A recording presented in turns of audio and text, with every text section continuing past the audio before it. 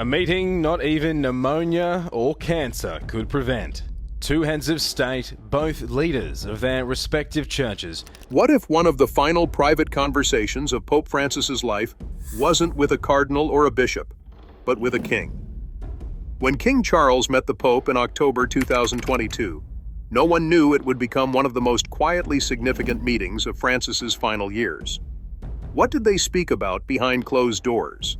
How did their decades of work on climate and interfaith unity quietly align? And now that Pope Francis has passed away, what deeper message can we uncover from a meeting that was never meant for headlines? When King Charles III met Pope Francis on 13 October 2022, the world had only just begun to settle into the quiet weight of new leaderships.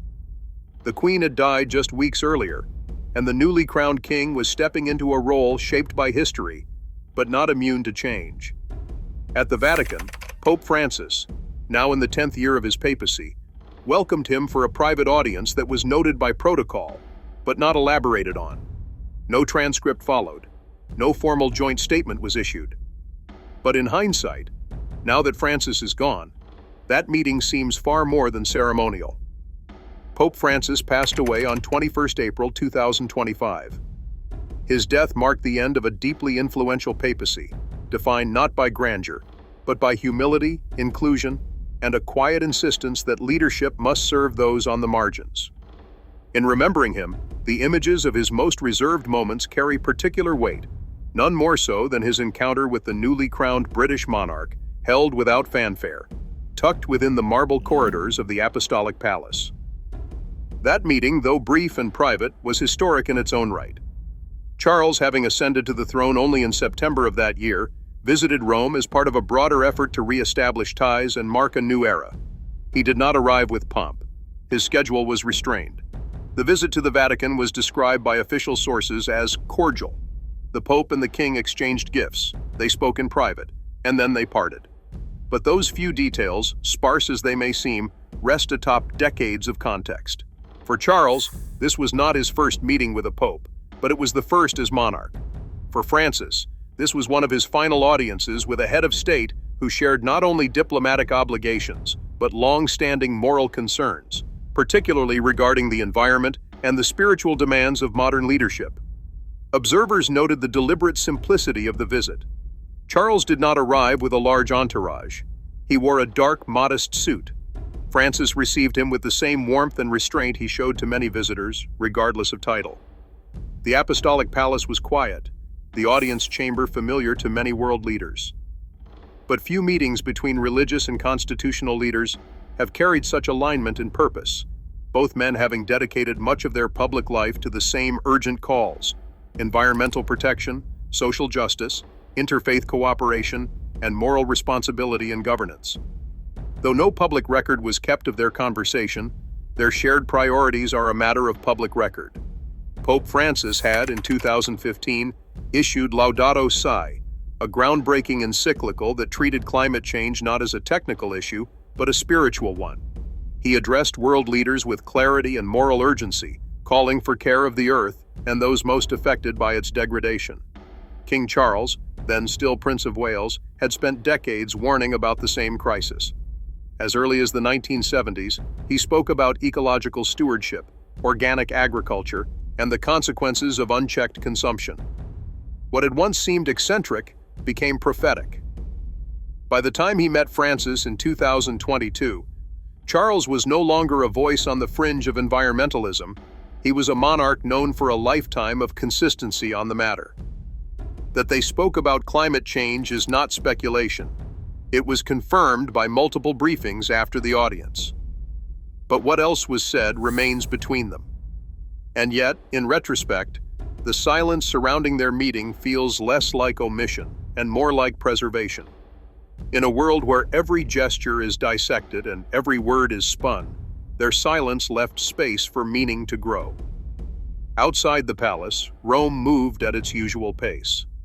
Tourists gathered in St. Peter's Square, unaware of the significance of what had just taken place inside. The Vatican press office issued a few lines. Buckingham Palace offered no extended comment. But those few photographs, two elder statesmen, both visibly weathered by responsibility, seated beside one another, became quietly iconic in retrospect. One man near the start of his reign. The other, though still publicly active, is closer to the end of his life. Now, in the wake of Pope Francis's death on 21st April 2025, that meeting has taken on a different tone. It was not a farewell. It was not publicized as a major event. But it was, in many ways, a symbolic relay. Francis, who had spent his life urging humility in the powerful, met with a monarch stepping into one of the oldest and most scrutinized roles on earth. And in the quiet of that audience, away from microphones, something was passed. Not a message, but a model.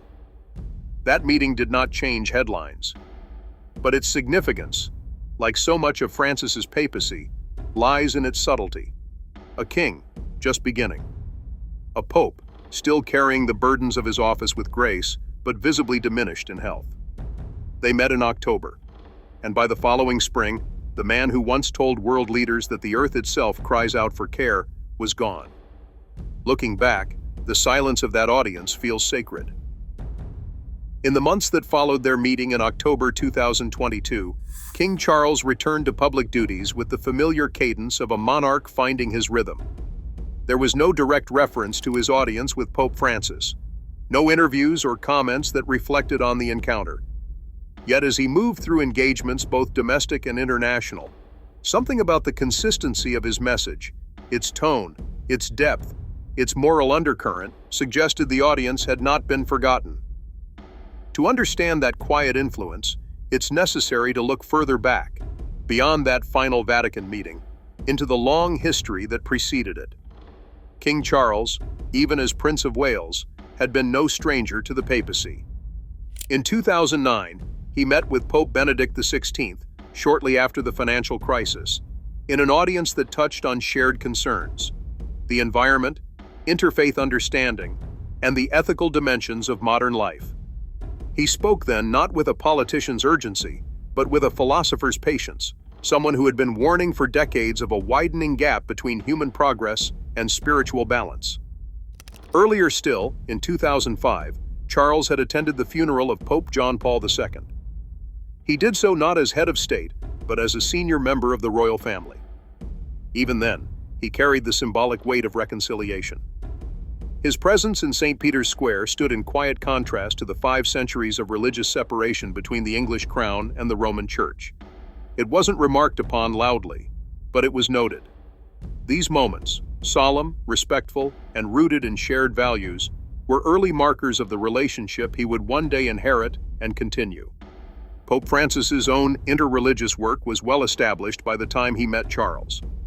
From the beginning of his papacy in 2013, he had signaled a departure from formality and hierarchy.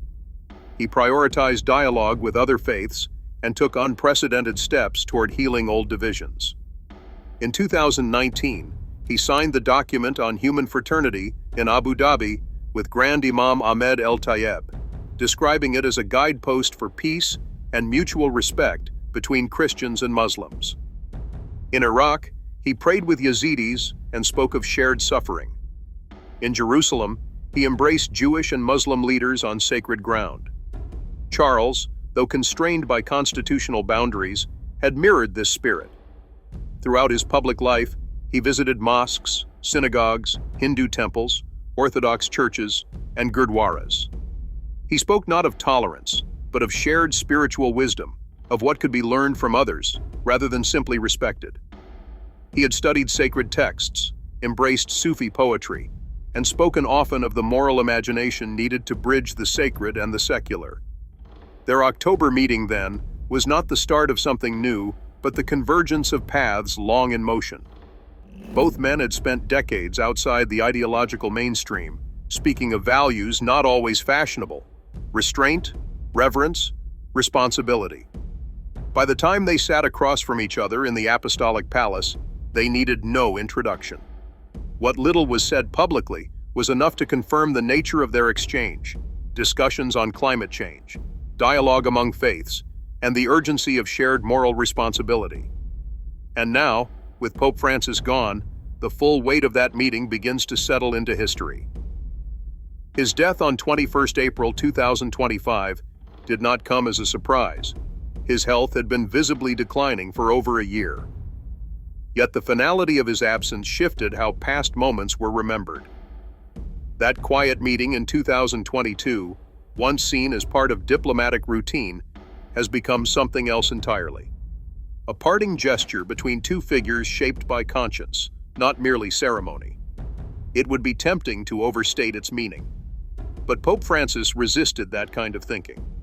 His papacy was marked by an intentional resistance to spectacle. He turned down lavish accommodations. He avoided long-winded theology in favor of simple, direct language. And perhaps that's why the October meeting remains so powerful, because it followed his pattern of letting presence speak more loudly than performance. In that way, it's appropriate that King Charles made no comment after Francis's passing.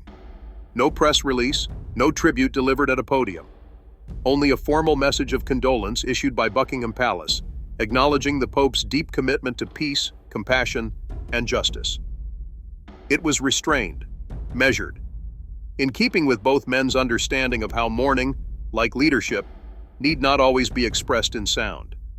Instead, Charles continued in the same direction he had been moving all along, attending interfaith events, supporting environmental initiatives, engaging younger generations through his foundation with a renewed emphasis on global ethics and sustainable futures. It would be too narrow to say that Pope Francis changed his course. But in that final meeting, he may have affirmed the compass that Charles had long been following. Francis's passing left a space in the global moral landscape, a voice that called out from a place deeper than politics, reminding the powerful of their obligations to the powerless. In their October meeting, he found in Charles a rare peer, a leader constrained by protocol but guided by conviction. Their conversation may never be published, but its legacy now is measured in tone, in emphasis, in the steady echo of values carried forward. In the months following their audience at the Apostolic Palace, the details of King Charles's meeting with Pope Francis remained undisturbed by speculation. There was no follow-up commentary, no elaboration from either the Vatican or Buckingham Palace. The silence surrounding the meeting was deliberate.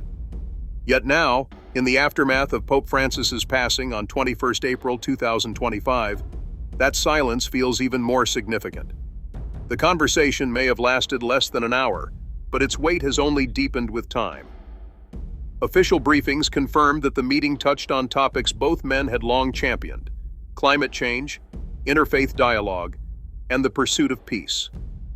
These were not new talking points, but lifelong missions. They had spent decades using their platforms not to consolidate authority, but to redirect it toward the planet, toward those on the margins, and toward a broader vision of human cooperation. By the time King Charles met Pope Francis in October 2022, their respective identities had become symbols of continuity. Charles had just assumed the throne in September, marking the end of an era defined by his mother's reign. Francis, by contrast, was nearing the end of his papacy, his health declining visibly in public appearances. The contrast was unspoken, but clear. One beginning a new chapter, the other navigating what would turn out to be his final years. It was in this context that their private audience acquired quiet significance. The Apostolic Palace had hosted countless dignitaries and heads of state, but this meeting stood apart, not for its protocol, but for the convergence of experience. Both men had spent years being misunderstood or underestimated. Both had spoken unpopular truths long before public opinion caught up, and both had remained consistent in their convictions. Francis's 2015 encyclical, Laudato Si', was among the most direct appeals ever made by a pope on environmental degradation, climate responsibility, and economic inequality. He wrote not just to Catholics, but to every person living on this planet, urging global leaders to move beyond consumption and act with moral urgency. He framed climate change not as a technical issue, but as a spiritual and ethical crisis. In many ways, he echoed what Charles had been saying since the 1970s, when few in public life were willing to speak of ecological balance or planetary limits. Charles had long spoken in terms of stewardship, warning about the erosion of natural systems, biodiversity loss, and the short-sightedness of modern development. In 1990, he called for a spiritual dimension to economic and ecological planning, language that at the time was seen as unusual for a royal. Over time, however, what was once viewed as eccentric became foundational. And by the time he met Francis, their ideas were no longer marginal. They were central to global discourse. Their meeting, then, was not one of persuasion. It was recognition. A shared understanding formed over decades, reaffirmed in person during a transitional moment for both of their institutions. Though no official images showed the substance of their conversation, the few photos released conveyed a sense of ease. Two elder statesmen. No stiffness, no spectacle. Observers familiar with Vatican diplomacy noted how characteristic this was of Francis's approach. He had always preferred substance to ceremony. He often shortened formalities. He met people on equal footing, whether they were monarchs or migrants. In this way, Charles's reserved, reflective manner found a natural complement. In the time that followed, King Charles returned to familiar terrain, meeting with faith leaders, addressing global forums on climate and economic development. In November 2022, at the pre-COP27 climate reception he hosted at Buckingham Palace, he reaffirmed the urgent need for collective responsibility. While he did not mention Pope Francis by name, the framing of his remarks, emphasizing humility, long-term thinking, and shared moral purpose, reflected the language they both had long used. Meanwhile, Pope Francis continued his work through the end of 2024 and into early 2025. Despite growing physical limitations, he continued to speak publicly about war, poverty, and planetary care. His final months were marked by characteristic clarity, short speeches, pointed reflections, and reminders that leadership must serve, not dominate. His decision to remain active until his final weeks stood in contrast to his predecessor's resignation in 2013 and reflected his belief that moral responsibility does not retire. When news broke of his death on 21 April 2025, tributes came from around the world. Political leaders, religious figures, and civil society organizations praised his legacy. From Buckingham Palace, King Charles issued a formal message of condolence, describing the late pontiff as a man of deep faith, compassion, and unshakable commitment to the dignity of all people. The language was simple, but in keeping with the tone of their meeting, it was all that was needed. Looking back, their audience now reads less like a diplomatic footnote and more like a quiet chapter in the long story of moral continuity. It was not an official summit, nor a moment of global attention, but it was, in retrospect, one of the last significant in-person conversations Pope Francis would have with a fellow head of state known for spiritual depth. It was also a passing moment of symmetry, a monarch still forming his legacy, a pontiff preparing to leave his behind. What passed between them will never be known in full, but its resonance lingers, in tone, in posture, in the shared silence that surrounded it. The death of Pope Francis on 21 April 2025 marked the close of one of the most globally resonant papacies in modern memory. For over a decade, he had guided the Catholic Church not by force of dogma, but by moral consistency, addressing the pressing questions of inequality, climate degradation, and dignity with a clarity that transcended religious boundaries. And as the tributes poured in from across continents, from religious leaders, politicians, and those without titles at all, one thread was constant. He had led with simplicity. In the United Kingdom, King Charles released a brief but deeply respectful message of condolence. He praised Pope Francis for his unwavering compassion, his steadfast devotion to justice, and his global witness to the values of mercy and peace. There were no personal anecdotes or reflections shared publicly, no references to their private meeting in Rome 2.5 years earlier. But for those who had followed their relationship, the silence itself spoke volumes. The king had never used that audience for publicity. It had not been leveraged for media attention, nor had it been dissected in public commentary. That silence, preserved even in mourning, seemed to honor the very tone that had defined Pope Francis's life. The meeting in October 2022 had taken place in a period of subtle transitions. Charles was less than 6 weeks into his reign. Francis was well into the 10th year of his papacy and increasingly showing signs of physical fatigue. At the time, the audience had been noted by the press, but not heavily scrutinized. It was reported as cordial, respectful, and aligned with ongoing interfaith dialogue and climate diplomacy. But in retrospect, it had been one of the final personal visits Francis would host with a fellow head of state before his death. What had passed between them would remain private. Yet in the actions of both men after the meeting, parallels became more visible. Charles continued to elevate environmental and interfaith themes in his public work.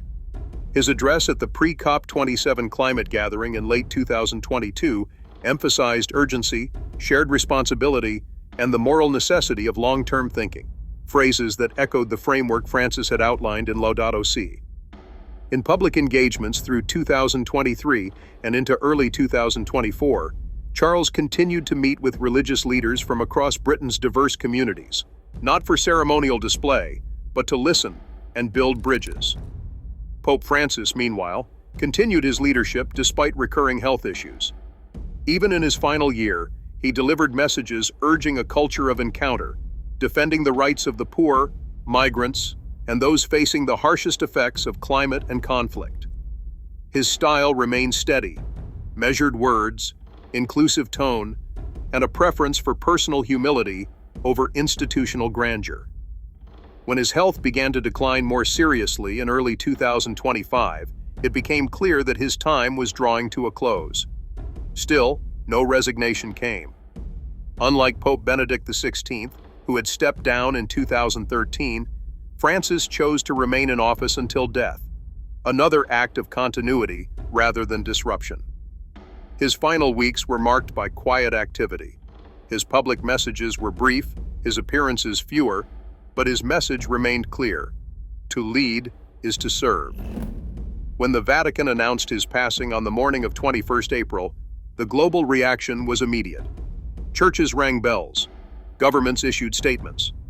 But in the midst of that global response, there was also a quieter recognition among those who had encountered him privately. They remembered not his titles, but his presence, not his instructions, but his posture. For King Charles, that quiet presence had likely left its mark. The silence of the Vatican meeting, the mutual concern for the planet and the spiritual health of society, the shared understanding that leadership in the 21st century required not only tradition, but conscience. These were values that both men had lived by long before they met. In death, as in life, Pope Francis had chosen restraint over rhetoric. There was no memorial service in Britain, no official pilgrimage or royal delegation to the funeral. Charles, in keeping with diplomatic custom and personal restraint, was represented by the British ambassador to the Holy See. The decision reflected both protocol and continuity. Francis himself had never demanded attention. His absence, like his presence, was felt in the quiet. In the weeks after his death, Charles resumed his public engagements, supporting youth development through the Prince's Trust, meeting with faith leaders during Ramadan, and continuing to emphasize climate adaptation across the Commonwealth. These were not new initiatives, but they carried the steady echo of conviction, of a man who, like Francis, understood that leadership often unfolds not in the headlines, but in the choices made consistently, without spectacle. There will be future popes, just as there will be new generations of royals. But the encounter between Pope Francis and King Charles in 2022 now stands as a moment of moral alignment between two men whose institutions are steeped in tradition, yet whose personal legacies are defined by how they embrace change with discipline, not haste. The Vatican has never released additional details from that audience, nor has Buckingham Palace. The photograph of the two men seated quietly beside each other remains the only shared artifact. No speech, no statement, just presence. And perhaps that is the most accurate reflection of what truly passed between them. No single quote, no policy shift, but a recognition, between a monarch just beginning and a pontiff nearing the end, that the most enduring legacies are built not in power, but in patience. With that, we have reached the end of today's video. If you have come this far with us, be sure to check out other videos on the channel.